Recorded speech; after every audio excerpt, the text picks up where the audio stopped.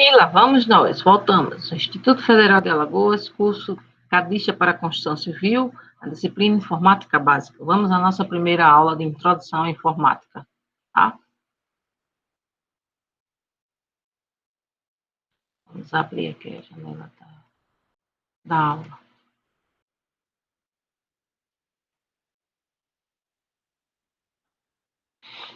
Informática Básica, Introdução à Informática. Afinal de contas, o que é isso? Bonitinho esse homem, né? Parece a cara de alguém. Cheio de blá, blá, blá. O que você acha que essa palavra quer dizer, informática? Vamos a uma definição clássica do nosso querido Aurélio Buarque de Holanda, do dicionário do Aurélio. Ele tem umas 3 definições. A ciência cujo objeto de estudo é o tratamento da informação por meio de computadores e de outros dispositivos de processamento de dados. E vamos ver isso ao longo do curso, quais são esses dispositivos. Ciência do tratamento automático e racional da informação como suporte de conhecimentos e comunicações. Então, vamos ver como é que faz esse tratamento da informação para termos mais conhecimento nas comunicações. Conjunto de aplicações dessa ciência através da utilização de máquinas, que são os computadores, e de programas, que são os softwares. A etimologia dessa palavra informática vem do francês informatique. Por que é importante saber história e evolução da informática? O que é que vocês acham? Incentivar o interesse de explorar a área da tecnologia da informática, incentivar vocês a explorar essa tecnologia, conhecer a ciência por trás dos binários, saber por que das coisas existirem e funcionarem, né? Conhecer a eletrônica juntamente com a arquitetura de computadores, conhecer as principais invenções tecnológicas da humanidade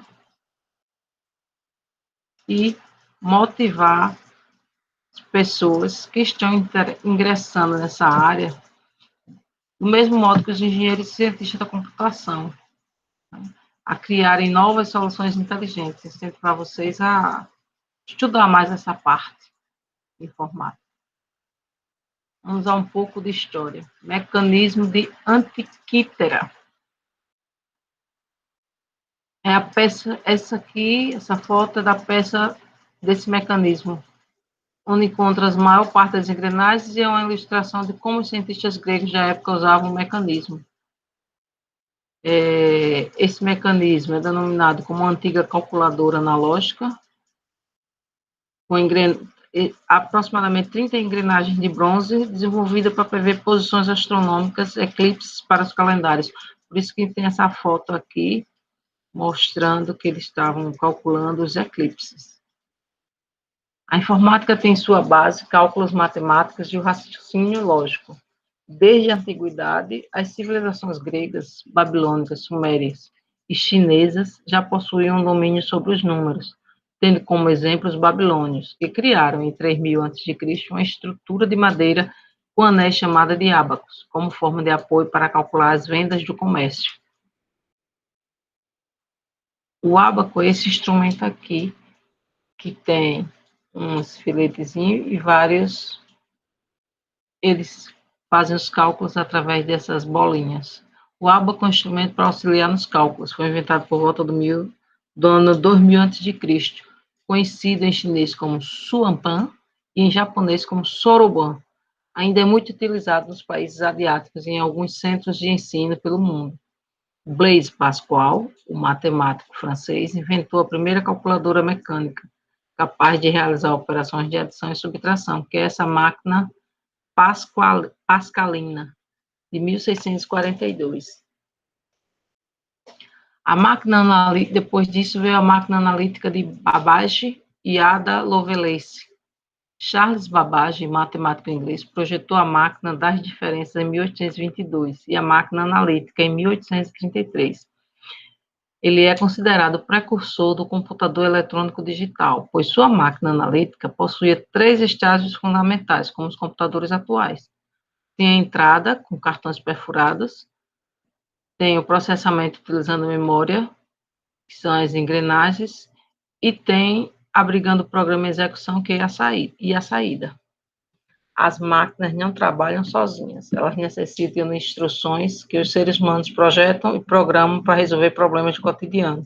Com isso, o conceito de primeiro algoritmo foi desenvolvido pela matemática inglesa Ada Augusta King, uma condessa de Lovelace, ou conhecida como Ada Lovelace.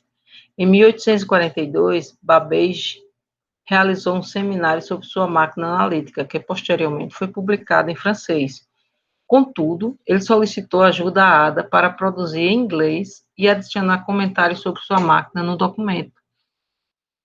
Ada classificou alfabeticamente seus comentários de A até G. A máquina analítica foi reconhecida como o primeiro modelo de máquina programável e os comentários de Ada como a primeira sequência de instruções de algoritmo. Depois disso, vieram os cartões perfurados, de Joseph-Marie Jacquard. Ele era técnico de tecelagem francês.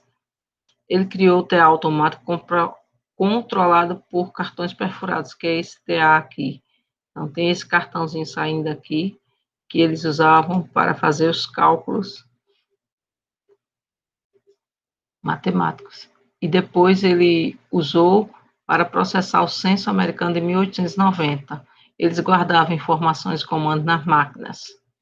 Depois foi aprimorado e hoje é como se fosse a memória dos computadores, aquele chipzinho de memória surgiu através foi atualizado através desses cartões perfurados. Um dos maiores conflitos militares envolvendo as maiores potências mundiais, organizadas em aliados e o eixo, entraram em conflito no ano de 1939. Portanto, a informática teve um papel fundamental na Segunda Guerra Mundial. Seu objetivo foi computar cálculos estratégicos mais rápidos que um ser humano e descriptografar mensagens dos inimigos, consequentemente, criando novas tecnologias para as próximas gerações. Os modelos de SUSE, o primeiro computador eletromecânico a utilizar binário foi o modelo Z1, criado pelo engenheiro alemão Konrad SUSE, entre 1935 e 1938. Durante a Segunda Guerra, o computador trabalhava com lógica booleana, utilizando um sistema de relés. Essa pecinha pequena aqui, cheio de subcomandos. Computador Bomb, de 1941. Nos acontecimentos da Segunda Guerra, em 1941, foi desenvolvido o computador chamado Bomb, construído como um meio eletromecânico para decifrar as mensagens nazistas baseadas em uma linguagem de símbolos chamada Enigma. Esse computador gigante aqui, que foi usado justamente na época dos nazistas. Tem um filme, Enigma, que mostra um pouco desse desenvolvimento desse computador e da guerra. Se vocês puderem assistir. O bombe britânico é concebido pelo engenheiro Harold King e Alan Turing, da British Tabulating Machine Company. Centenas de computadores bombes foram construídos com o propósito de determinar as posições diárias de partida do rotor das máquinas de criptografia Enigma, o que, por sua vez, permitiu aos britânicos descriptografar mensagens alemãs. Foi quando surgiu os espiões, né? Então, com isso aí, os computadores já serviam de espiões. Computadores Mark I e II. Na Universidade de Harvard foi projetado o Automatic Sequence Controlled Calculator, ou ASCC, um computador capaz de executar as 4 operações fundamentais de aritmética, logaritmos, potenciação, razão de seno e raiz quadrada, com autoria do físico Howard Aiken, em 1937. Então, esse computador gigante já melhorou a situação, porque ele já calculava logaritmos, potenciação, razão, raiz quadrada, já foi melhorado, em 1937. Em 1945 veio o computador ENIAC. Devido à sua tecnologia eletrônica, ao contrário de eletromecânica, esse era eletrônico, não era eletromecânico. É 1000 vezes mais rápido do que qualquer outro computador da sua época. O ENIAC usou fiação de painel a painel para programação.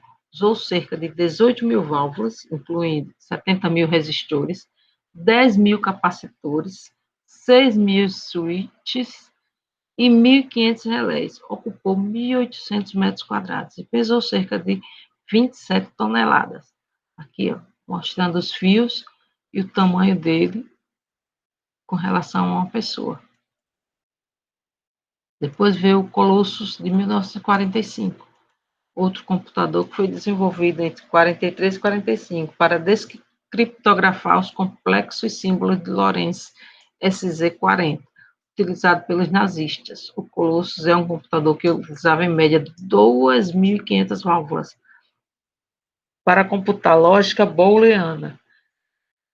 As mulheres aí, ó, já trabalhavam com esses computadores, como pode ver nas figuras.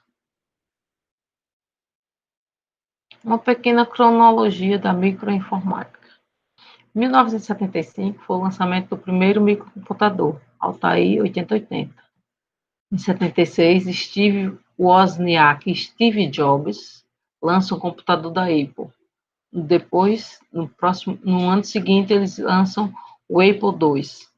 Em 78, a Intel lança o microprocessador 8086, que dá início à série de microprocessadores conhecidos como 80 por 86, que inclui o Intel 80486 e o Pentium.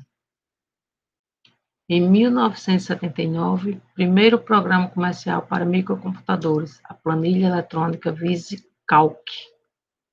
Em 1980, surge o MS-DOS, o sistema operacional da Microsoft, Bill Gates e Paul Allen, que eu sofri com esse MS-DOS quando comecei a usar o AutoCAD, que na época o AutoCAD só era usado pelo MS-DOS e eu sofria porque para decorar todos aqueles comandos eu não tinha paciência. Em 1981, a IBM apresentou o IBM Personal Computer, o PC. Em 1982, é lançado o Lotus 123, planilha eletrônica que reinou absoluta por vários anos. Em 1983, lançamento do PC XT, pela IBM também, e do Turbo Pascal pela Borland. Em 1984, lançamento do Macintosh da Apple e do PC AT da IBM. Em 1985 é lançado o Windows 1.0. Surgem os primeiros computadores 386. Em 86, a IBM apresenta o primeiro laptop, computador portátil. Em 87, a Novell passa a dominar o mercado de redes com seu produto NetWare. O MS-DOS durou um bom tempo, viu? Porque em 87 foi o ano que eu entrei na faculdade. Quando eu saí da faculdade ainda tinha MS-DOS, o AutoCAD ainda era MS-DOS. Em 1987, a Novell passa a dominar o mercado de redes com seu produto NetWare. Em 89, surgem os primeiros computadores 486. Em 1990, o lançamento do Windows 3.0, um dos eventos mais badalados da história do software. Em 1992, ao adquirir a Fox Software, a Microsoft torna-se a maior figura de todo o mercado de software para PCs. É lançado o OS 2.0. Em 1993, surge o Pentium. É lançado o Windows NT e o OS 2.1. Em 1994, início do boom da internet. A internet é uma rede global, mundial de computadores. 1995, o lançamento do Windows 95, primeiro sistema operacional genuíno baseado em janelas da Microsoft. Em 1996, o foco da informática passa a ser a internet e a web. Aqui é um resumo do resumo. Então, o livro que eu vou disponibilizar para vocês, o de estudo dirigido, ele tem, ano a ano, como foi essa cronologia. tempos em tempos. E eu gostaria que vocês também pesquisassem como é que está a IBM, porque a IBM sumiu. Se foi vendida, se foi trocada, se foi incorporada a algum outro sistema. Vocês pesquisem, por favor. Os exercícios, vamos ver. Quem foi John Napier e que contribuição ele deixou? Aquele do começo lá, Joseph Marie Jacquard, é conhecido por ter contribuído com a Revolução Industrial do século XVIII. O que ele fez para que isso ocorresse? Que é máquina hipotética e quem a idealizou? Os engenheiros John Presper e John McCall desenharam e construíram o ENIAC. Com quais materiais o computador foi construído? Em que se baseia a teoria da informação e qual a sua função em processamento de dados? O que é geração de equipamento? Descreva a primeira geração e cite os equipamentos desenvolvidos nessa época. De que era composto o primeiro processador lançado pela Intel? Explique o que é engenharia reversa. O que é arquitetura aberta? Quais foram os fundadores da Apple Computer Corporation? Quem fundou a Microsoft? E qual o primeiro equipamento que apresentou o periférico mouse? Agora vamos ver o que é um computador.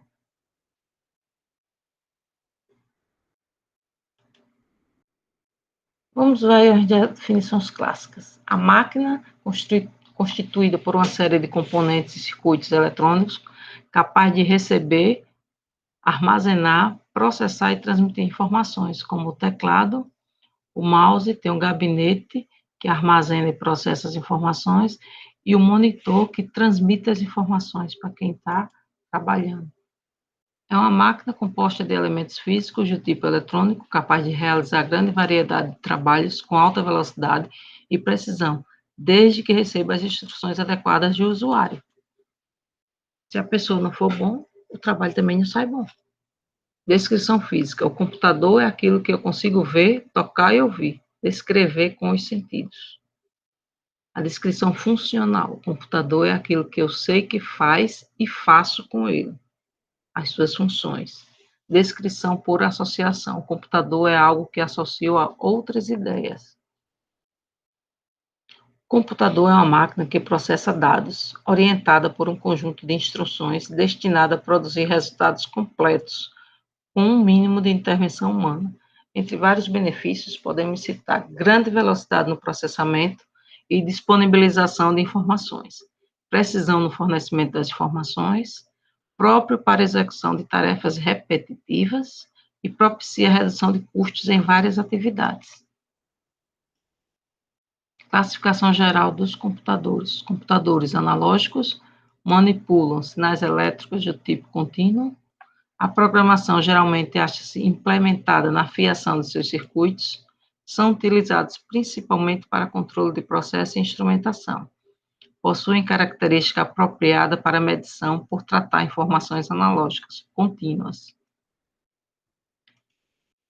Computadores digitais manipulam sinais elétricos do tipo discreto. A programação é elaborada através do uso de uma linguagem de programação, são usados em aplicações científicas e comerciais. Possuem a característica de contar, por serem discretos de 0 ou 1. Computadores híbridos reúnem as características dos dois anteriores. São os computadores atuais, os notebooks, os computadores, são os notebooks. Tipos de computadores. Desktop. É o computador que vem com gabinete, a placa de circuito, com a placa-mãe interna, né, dentro desse gabinete. Vem o teclado, o mouse, o monitor. Ele tem o barramento com slots para expansão. O hardware é completado por periféricos comuns, como esses aqui.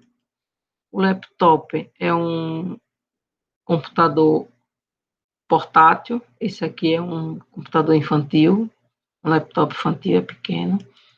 Tem o notebook, temos o netbook, palm top e ultrabook.